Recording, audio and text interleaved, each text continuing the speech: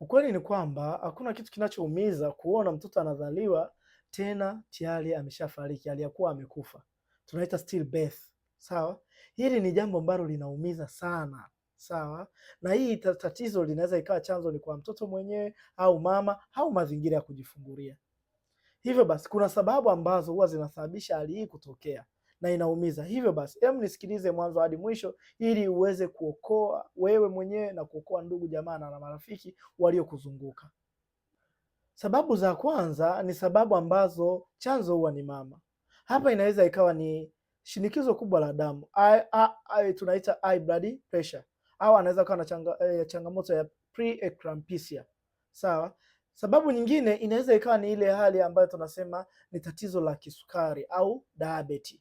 Sawa? Ila tatizo jingine inaweza ikawa ni maambukizi au mashambulizi kama vile mashambulizi ya ugonjwa kama vile malaria na maambukizi ya bakteria, fungus pamoja na pelvic inflammatory disease kwenye via vyake vya uzazi. Hii inaweza ikawa ni chanzo cha mtoto kuzaliwa aliyakuwa amekufa.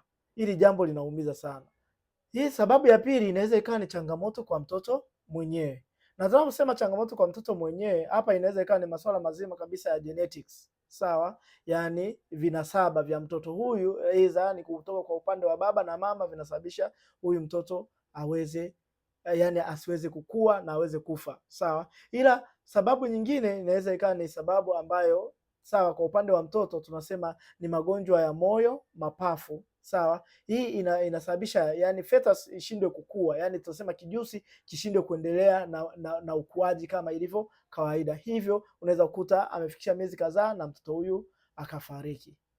Na sababu ya tatu tunasema inakuwa iko kwenye placenta, mji wa uzazi. Sawa, placenta inaweza ikadondoka mapema, ikashuka mapema, yanasema lile kondo la uzazi likadondoka mapema. Ila hali nyingine ni ile placenta kushindwa kuingiza oksijeni ya kutosha, kushindwa consume sawa virutubisho ambavyo vinahitajika kwa mwanamke. Na hapa ni pale ambapo mwanamke anabeba ujauzito aliyakuwa tayari mwanzo alikuwa na mashambulizi mengi kwenye via vyake vya uzazi.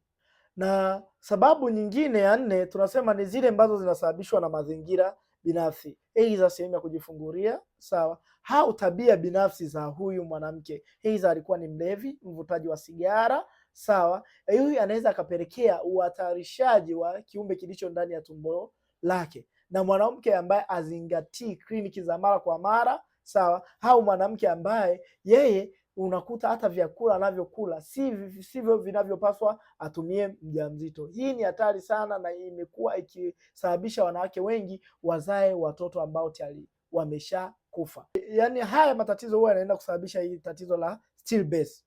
Na mara nyingi tunasema hivi, haya mambo huwa yanaweza yakadhihirika mapema ikiwa mwanamke huyu au mjamzito huyu atashirikiana na mume wake kuanza, kabla ya kuingia kwenye mchakato wa kubeba mimba, waingie kwenye mchakato wa kuangalia afya zao na kufuatilia hatua kwa hatua ni nini kinahitajika.